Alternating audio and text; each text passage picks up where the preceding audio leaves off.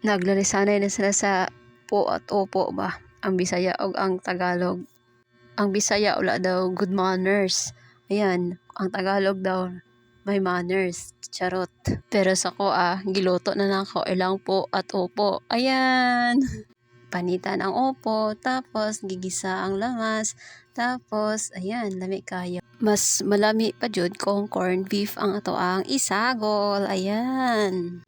Tapos ihulog na nato ang ato ang po at opo.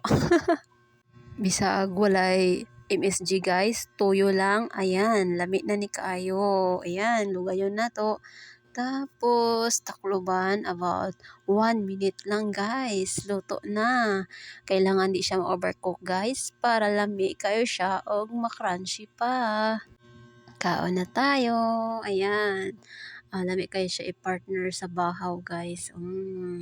Pagsama mo silang lahat po at opo, ang Tagalog ug ang Bisaya, lami kayo. Bye! See you next time.